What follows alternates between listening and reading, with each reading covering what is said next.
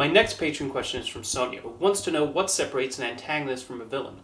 Villains are often called antagonists, but antagonists don't necessarily have to be the villain of the story. A villain is usually a character who is up to no good and has malicious intent, whether they're trying to take over the world or destroy the heroes. An antagonist can be those things as well, but they can also be an obstacle for the main characters and are not evil in the traditional definition of the word.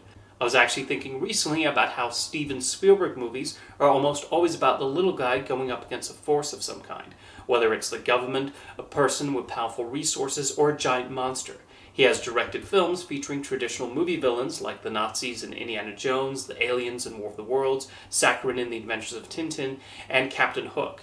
However, his films also have antagonists. An example that comes to mind is Mayor Vaughn in Jaws. He's an obstacle for Chief Brody throughout most of the film as he refuses to close the beaches, despite warnings of a shark in the water, as he puts his concerns about the town's economy over the safety of the residents and tourists. He makes several bad decisions, but he's not a villain, as his reasons for not closing the beach are not malicious. He just does not see the shark as a threat yet until he finally recognizes the problem. Someone who serves as an antagonist in a Spielberg film, primarily because of who the main character is FBI agent Carl Hanratty in Catch Me If You Can.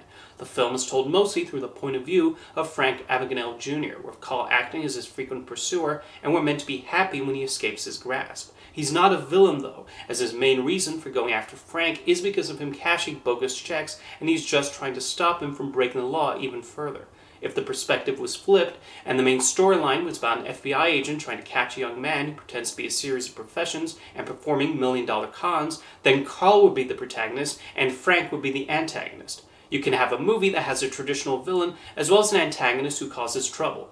Ghostbusters, for instance. The main villain of the movie is Gozer, who seeks to destroy the world, and the Ghostbusters have to stop them. Meanwhile, the character Walter Peck serves as an additional antagonist, but I would not call him a villain. His reasons for investigating the Ghostbusters are out of concern for the environmental impact of their equipment and activities throughout New York.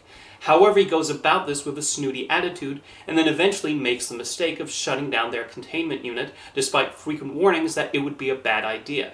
He becomes a further obstacle for the Ghostbusters, and someone the audience is meant to dislike, but he's absolutely not a villain like Gozer is.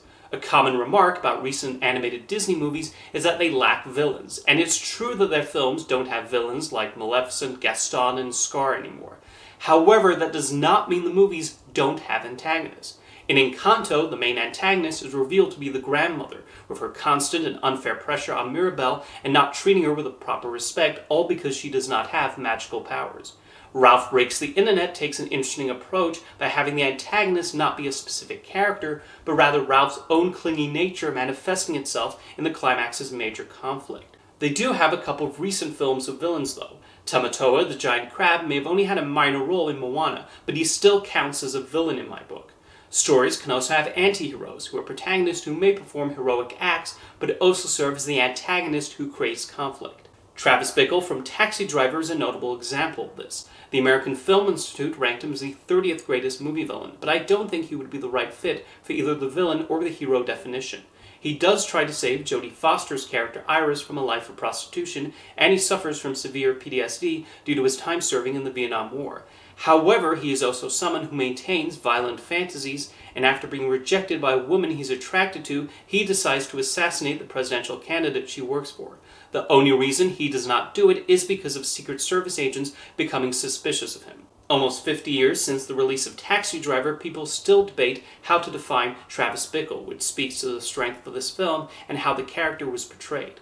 Like I said, a villain is someone who has primarily malicious intent in their actions, while an antagonist serves as an obstacle for the main protagonist, and they can be evil or someone who just makes the wrong decisions or even just acts sort of snooty.